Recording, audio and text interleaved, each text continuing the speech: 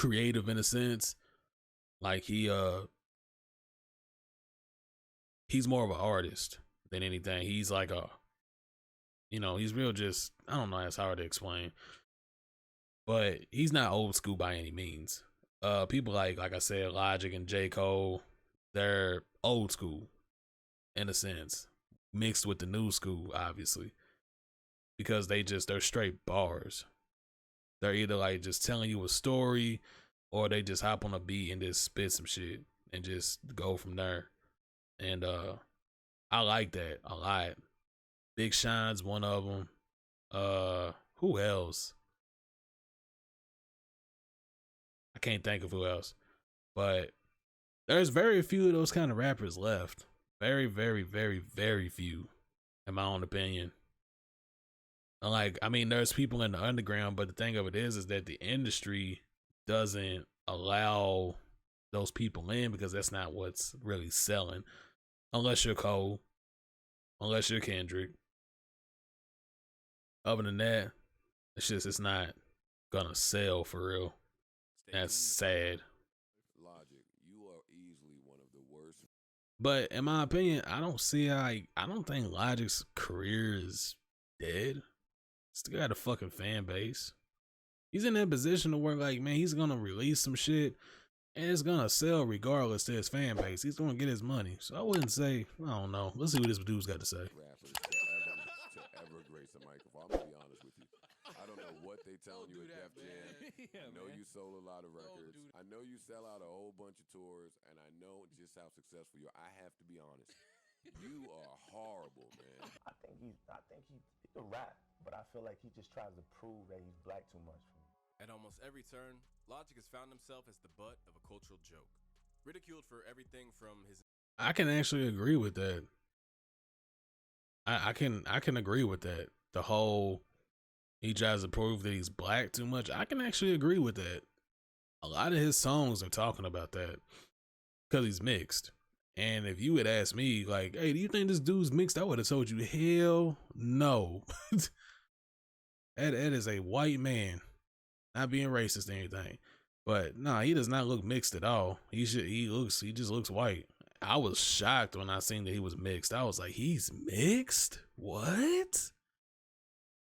But yeah, I can agree with that. That's actually a very valid statement. Insistence on discussing his biraciality to his willingness to present himself as an open book to an inherently cynical audience, Logic has been written off by no shortage of fans over the years.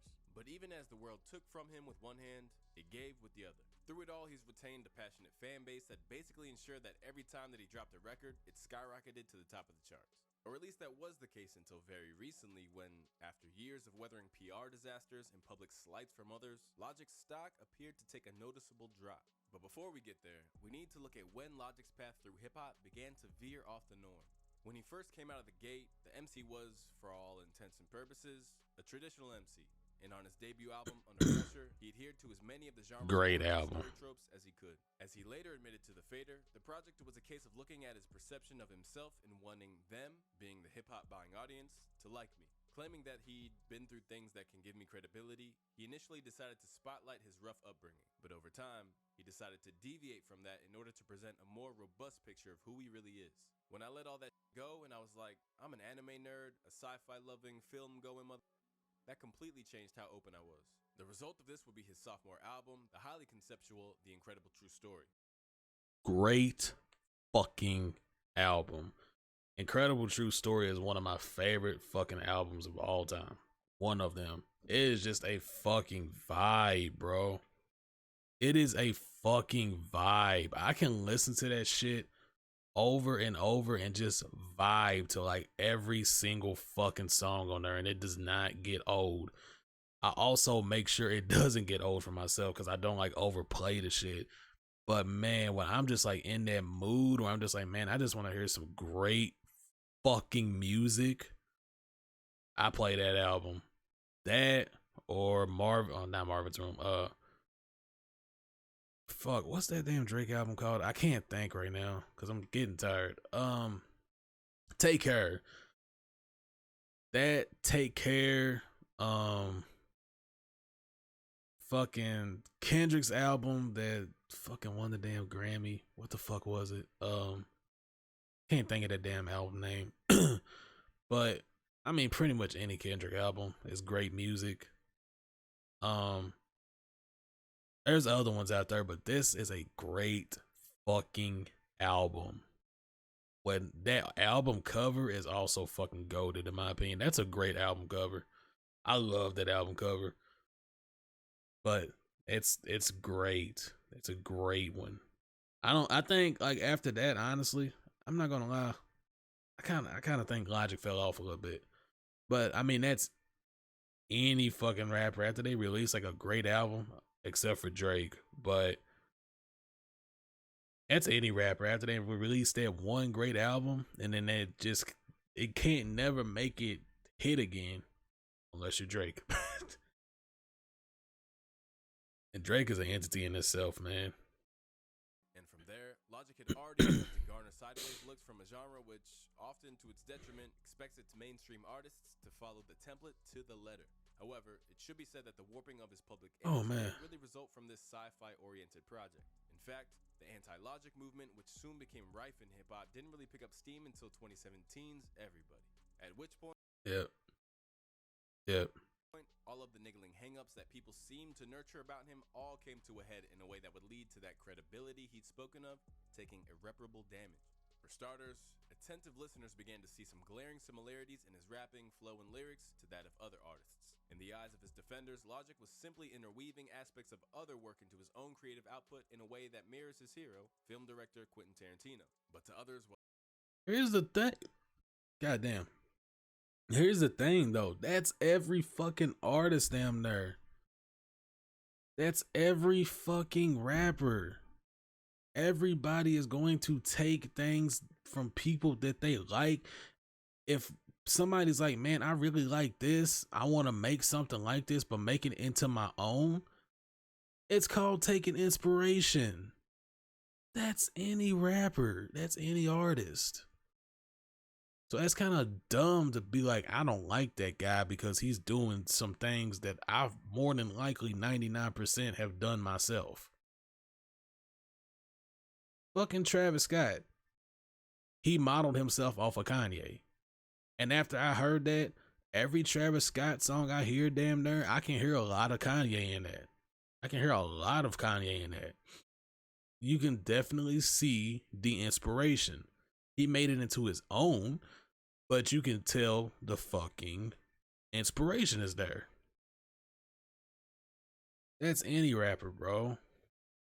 I mean, like, even Pusha T. Pusha T is co-signed by Ye. And guess what? If you listen to Pusha T's music, he kind of does a lot of shit that Kanye does. But I don't hear nobody trying to fucking cancel them and be like, oh, well, they did so much stuff that, you know, all these other rappers are doing, and they're taking it into their work and trying to interweave it in there and make it their own. That's so dumb.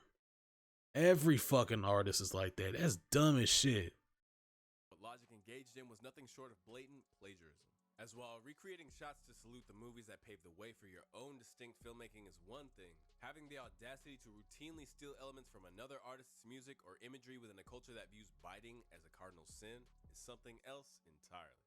Over the years, the damning evidence began to mount up and would lead to videos such as Logic copying Kendrick Lamar for 5 minutes straight to be compiled. Likewise, he was accused of copying both contemporaries such as J. Cole and legends like Eminem. Elsewhere, the voice of Talia, which originated on The Incredible True Story and later provided context for songs on No Pressure, bears startling resemblance to that which can be heard throughout A Tribe Called Quest's Midnight Marauders. But if there was any issue in regards to Logic apparently taking inspiration too far, it was his apparent theft of Joyner Lucas's concept that eventually led to his biggest hit ever, the mental health awareness anthem 1-800-273-8255. As Joyner Lucas said, this wasn't a case of coincidence, as Logic's manager had essentially acted as a spy and gave the idea directly to Logic after hearing what Joyner had been cooking up.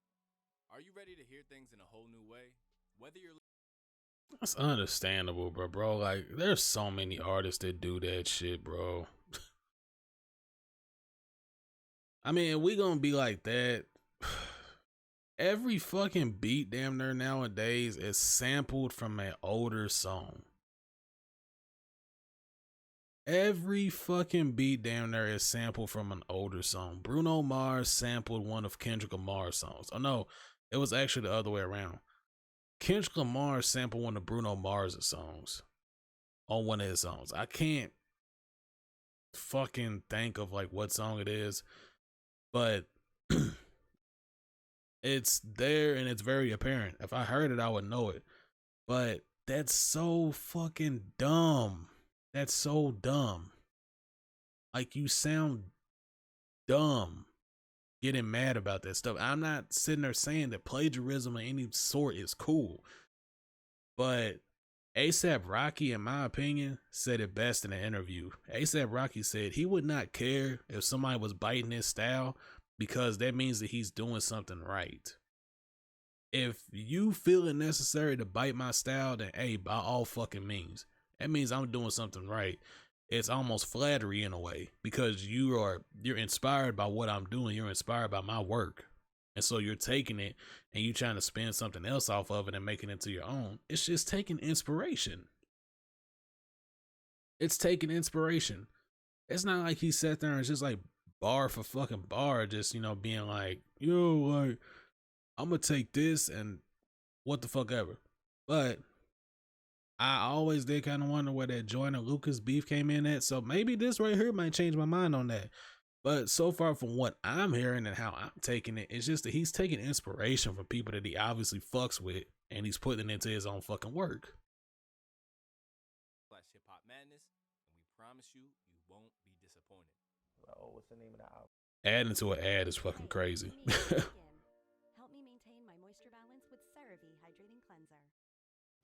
Find your purpose at Grand Canyon. But yeah, this might change my mind. Let's see what Joyner's got to say about this. 508, 50722. Why you name it that? So we talking about it. I start playing my videos, play the joint. Crazy.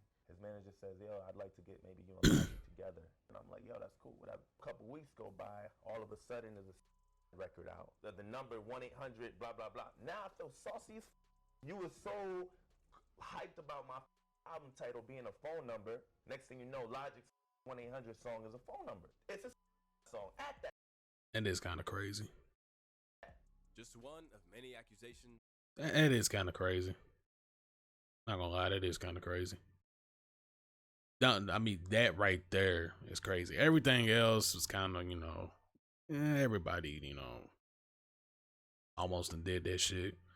But nah, that one right there is crazy. I will retract a little bit of what I said.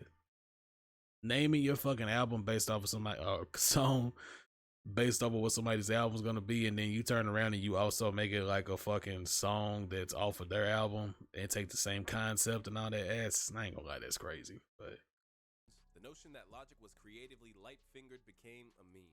In one of the more common claims, Freddie Gibbs saw their parallel uses of religious iconography on the album covers for You Only Live Twice and Everybody as enough for him to tweet,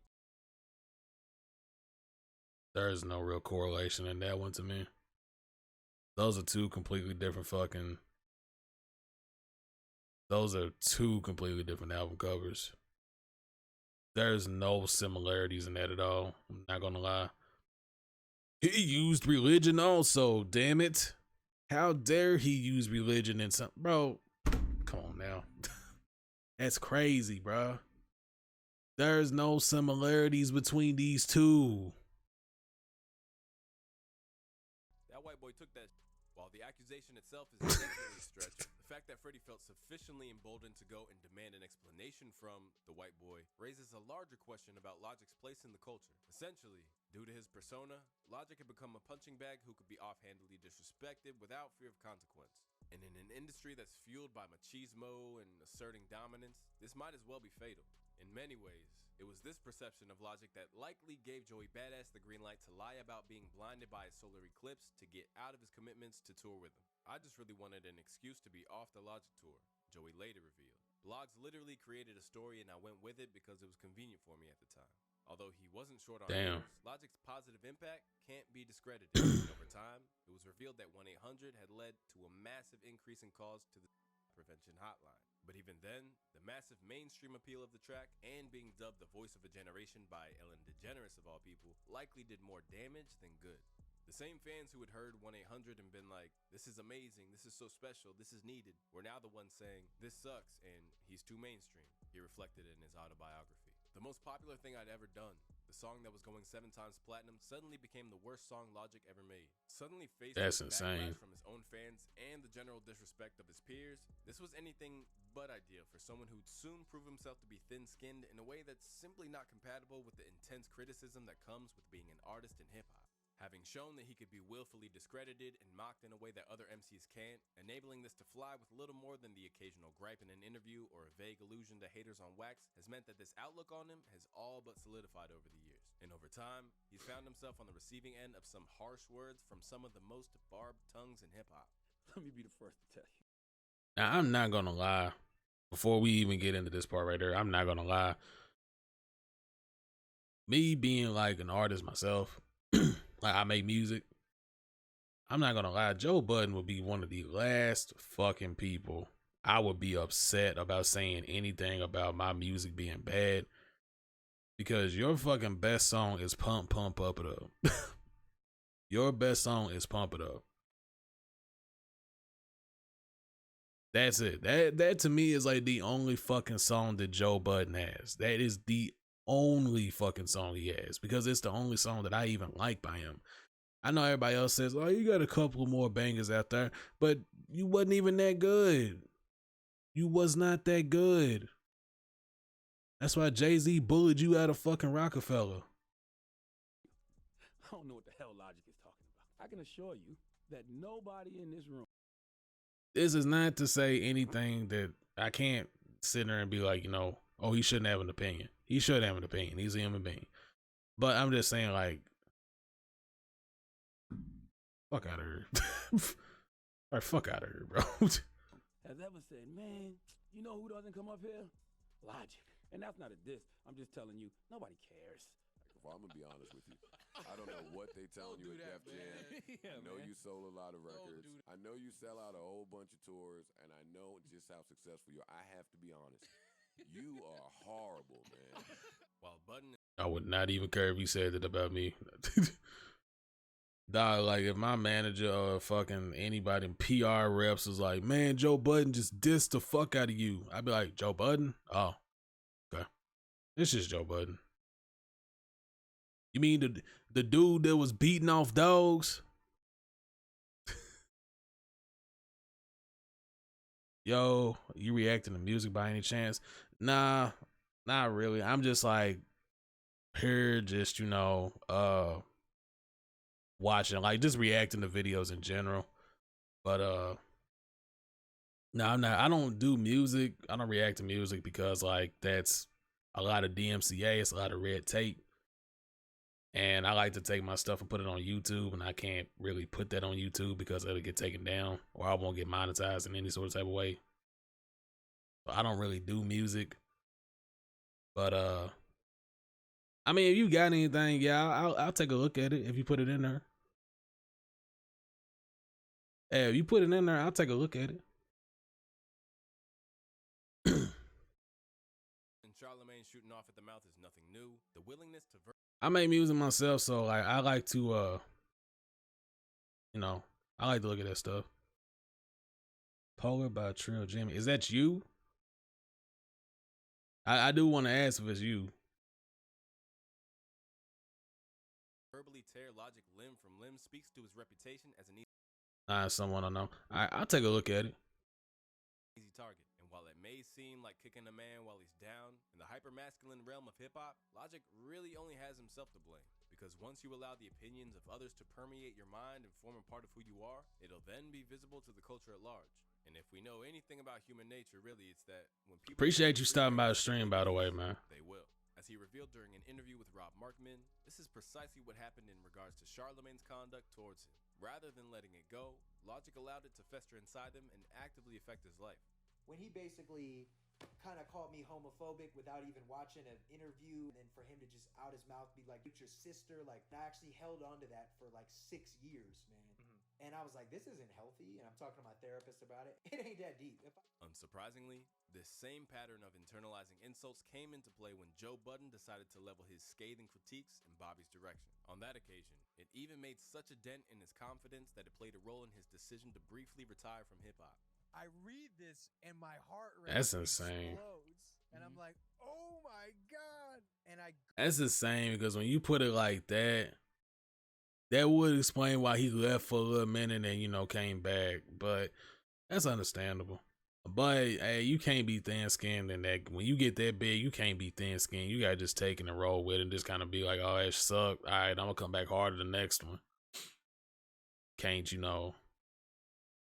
go out and I'm at like the garden and everyone's like rapping my lyrics and whatever. And I'm like, I'm a failure. What I'm saying is, at that moment, it was the height of me caring about what other people say.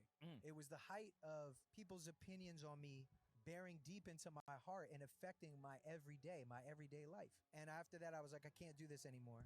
Known to have an extremely strained relationship with social media to the extent that he believes the internet was actually a much nicer place just a decade ago, Logic would announce his retirement from the game, signing off with July 2020's No Pressure. Seen by many as a triumphant swan song, the No ID aided project shifted an emphatic 221,000 units and was only kept from the top spot by Taylor Swift. Rounded off with a leap into the streaming world, Logic had suddenly cultivated more goodwill than he'd gotten from the industry in years. In fact, for the first time in a long time, it felt like he'd been able to escape with his head held high as he rode off into the sunset to go and be a father. And with that, Logic's legacy began to be seen with a greater level of goodwill than had been given in years. Until, less than a year on from his final album, he announced that he was returning to the game that he'd once claimed had driven him to the brink of a breakdown.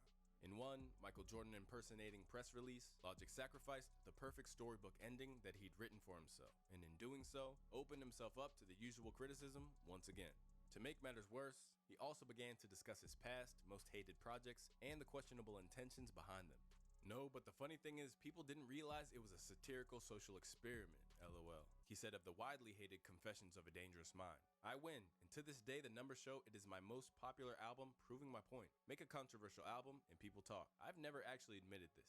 He's not wrong. Logic's comments about his fifth record were contested by fans and critics alike, with some feeling angered by the fact that some of the tracks that they felt connected to were now being invalidated by the artist behind them. Meanwhile, others saw it as nothing more than a case of trying to salvage the project's dubious reputation, with one Twitter user tweeting, so how do you explain Bobby Tarantino 3 being mid then? Is that another satirical social experiment? Combined with the decision to end his retirement in under a year, Logic's comments set the precedent that fans could no longer take anything that he says at face value. And considering that No Pressure was billed as his final contribution to the culture of hip-hop, it can be hard to view any future albums with anything approaching the same degree of anticipation, when it's likely that he'll drop another one within months. Sure enough, this predicament was epitomized by his 30-track strong comeback record, Vinyl Days. Praised by longtime Logic critic Anthony Fantano, the record was actually regarded by many as a phenomenal return to his roots, which saw his strengths as an MC and a producer come to the fore. But in the wake of his retirement, Logic essentially killed off his momentum. As a result, his commercial appeal experienced a massive nosedive, as while his retirement album sold over 200,000 first week, Vinyl Days shifted just 28,000, garnering numbers which placed him below that of Kevin Gates' Kaza, which was released the same week. While this next phase of his career will see him operating under the BMG imprint on a deal that likely made him a fortune, there's no denying that Logic has lost something which he simply can't regain. Once he renounced his place in the game at what had seemed like the perfect time, Logic's last-ditch effort to salvage his reputation and part ways on good terms became a relic of the past. Instead, he finds himself painted into a corner that was partially constructed by the perceptions of others, but that he also had an undeniable hand in crafting for himself, as through his own mismanagement of his career and his ill-fitting coping strategies to deal with things beyond his control, he faces an uphill battle if he ever hopes to clamber back to the highest heights of his early years with this new post-retirement career, and perhaps more pressingly, get the respect that he feels he deserves. That to me, that's crazy. And shit, that's so...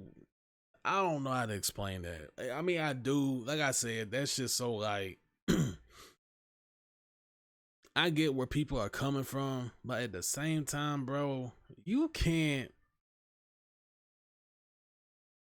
say that, because 9 times out of 10, the same people that are saying that shit, your fucking beat was sampled off of somebody's damn song. So in a way, your song would not exist without you biting that person's beat. If I was a producer and made my own original fire ass beat, somebody buys it. Let's just say fucking Drake buys it. Makes a phenomenal fucking song off of it.